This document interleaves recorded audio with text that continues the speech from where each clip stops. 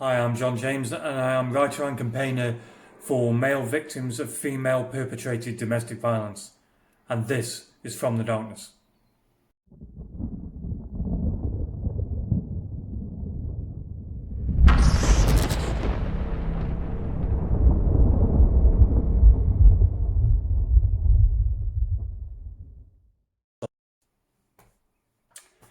Good afternoon, and welcome to another episode of From the Darkness. And today I want to talk to you about people that rarely get mentioned when it comes to male victims of domestic violence, the GPs. Have you been to a GP? If you suffer from domestic violence, have you been? Uh, Tell me in the comments what your experience was if you did go. And if you didn't go, why didn't you go? Were you embarrassed? Didn't you think they would do anything about it? Um, did you think it was just going to be medication that they give you when you don't want medication? Let me know what your thoughts are. I personally went to a GP and they were very good. My experience was a very, very positive one, unlike with the police. As I've said many times before, West Mercia police were just useless.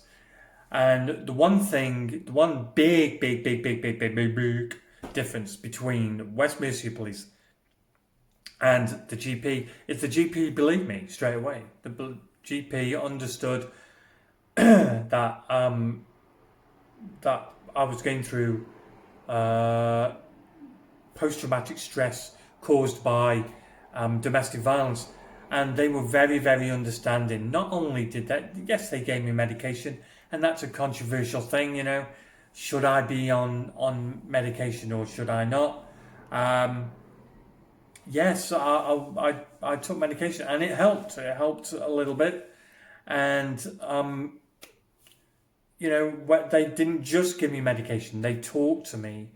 They taught me through strategies. They recommended me to the counselling service that I went to, a counselling service that did help get the tears flowing. And I couldn't cry. I was so tightly bound within my emotion that it couldn't externalize itself apart from in self-harming behaviour. And the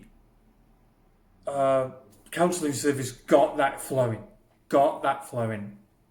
and it was the doctors that recommended me to the counselling service and put in a referral.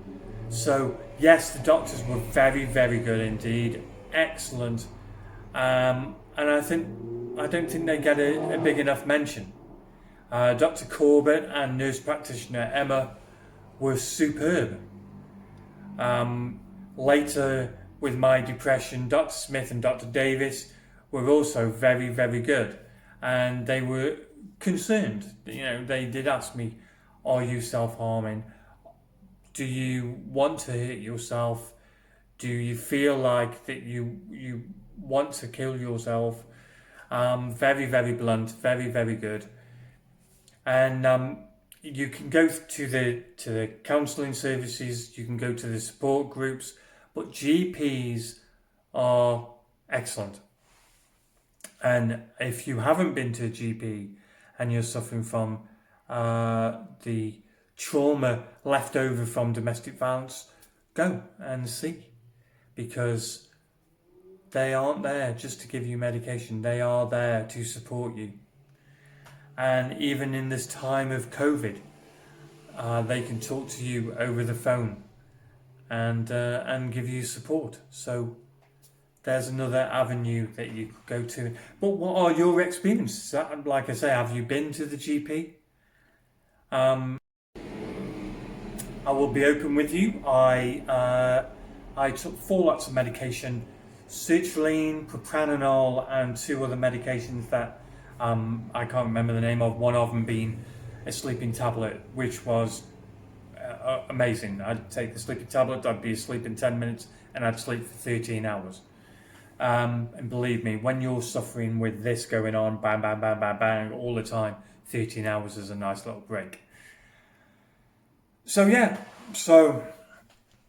Let me know what your experience has been. Did you have therapy? Did it work?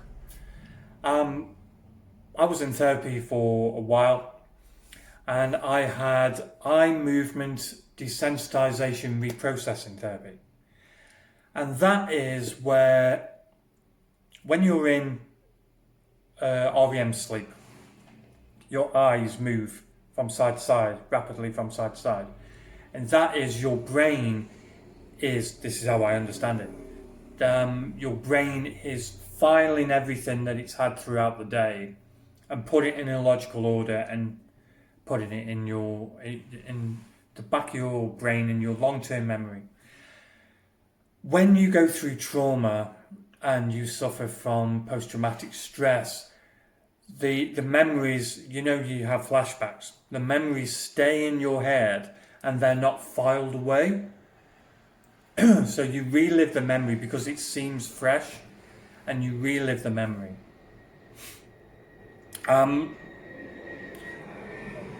EMDR therapy aims to move your eyes from side to side, or make your brain believe that it's in REM sleep, and thus filing your memories away as normal memories.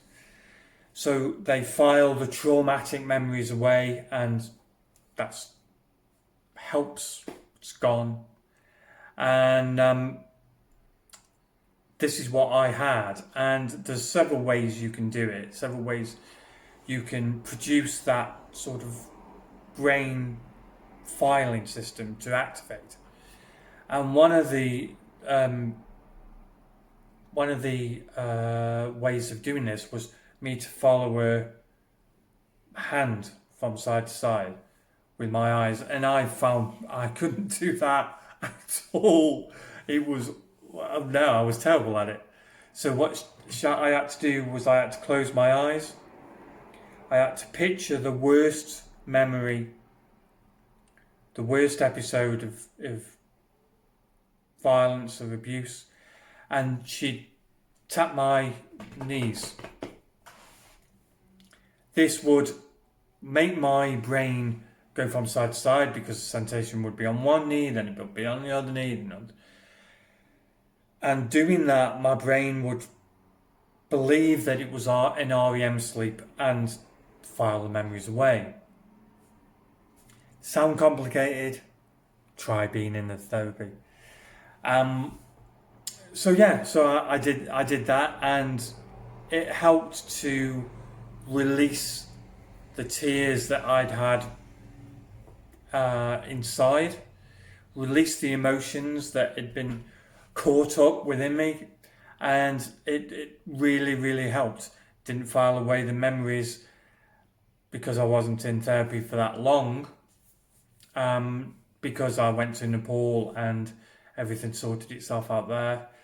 My spiritual awakening made it so when I came back, I went to the therapist and said, I don't need you anymore. And she had me in for one session after that and said, no, you don't need me. You're healing yourself. But that therapy was excellent for opening up the floodgates, for getting the emotion out. So if you need it, if you need to release those emotions, then EMDR is a really, really good way of doing that. I was given the choice actually. I could either do EMDR or cognitive behavior therapy. Two reasons that I chose EMDR. One is nurse practitioner Emma Dormaz recommended EMDR, but said, oh, you might have to pay for it, but as it was free, go for it. And the cognitive behavior therapy I tried before for something else, and it didn't work. It didn't even remotely work. So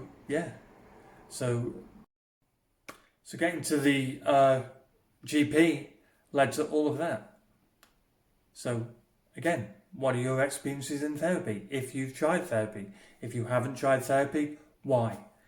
It doesn't suit everybody, I'm sure. But give it a try.